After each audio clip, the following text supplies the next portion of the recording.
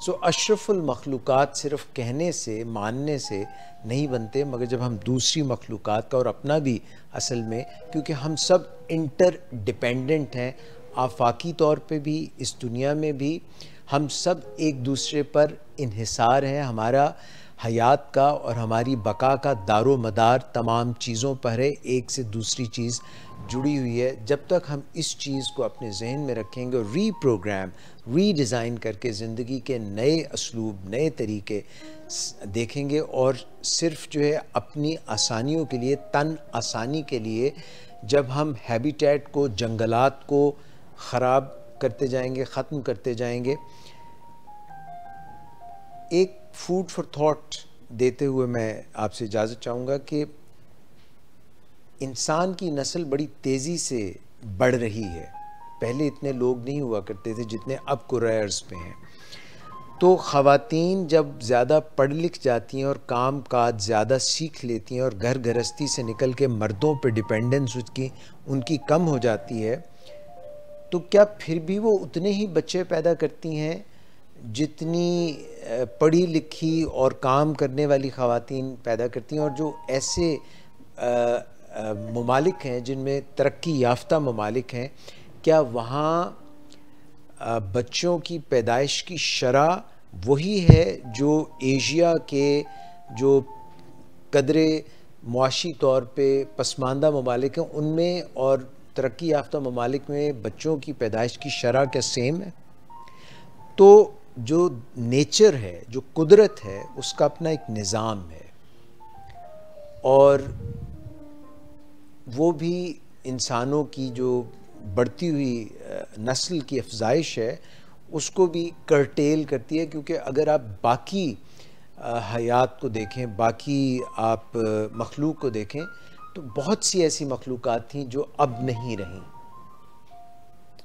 और भैंसें जो हैं और जो बीफ है, इसको पैदा करने में और खाने में, और डेयरी प्रोडक्ट्स जो हैं, ये बहुत ज़्यादा फार्म लैंड्स इनको चाहिए, चरने के लिए चरागाहें चाहिए बहुत ज़्यादा। और हम जब इनको खाते हैं और जो इनको गाय भैंसों को खिलाने के लिए जो सारा प्रोसेस चलता है, उससे बहुत सी कार्बन एमिट होती है फ़िज़ा में, जो कि उतने उधर से हम काटते जा रहे हैं प्लांट्स, तो कार्बन डाइऑक्साइड वो इनहेल उतनी करते नहीं और ऑक्सीजन उतनी नहीं देते। तो ये सारा जो सिस्टम है, इसको समझने की ज़रूरत है।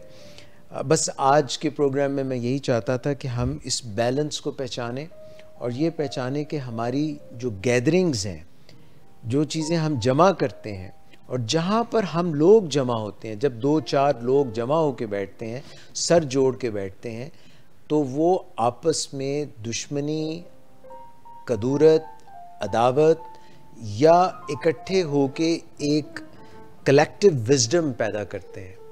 और जो चीज़ें हम जमा करते हैं, हमें कितनी चीज़ें, गैदरिंग्स का मैं जिक्र कर रहा हूँ, gatherings of humans, gatherings of things and what we gather, how much should we gather, हमें कितनी चीज़ें जमा करनी चाहिए।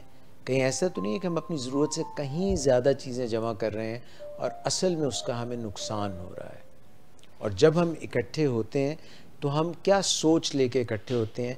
हमने जुग्राफियाई हदूद क़यूद का शिकार हैं कि ये फ़लाँ मुल्क की जगह है, या हम सब इंसान एक ही हैं। इस पे ज़रा सोचिएगा। इंशाल्लाह फिर आइंदा के प्रोग्राम्स में भी इस पे बात करेंगे। अशरफुल मखलूक़ात होने का हक़ अदा हमें करना होगा और हमें जो है गैदरिंग्स में क्या गैदर कर रहे हैं, कहाँ जमा हो रहे हैं, किस लिए जमा हो रहे हैं, वजह क्या है, हासा मजाक ठट्ठा है या उसका कोई दूररस नताइज हैं, और इन सारी चीज़ों पर हमें गौर व खौज़ करके रीप्रोग्रामिंग अपनी एक दफ़ा से करनी होगी।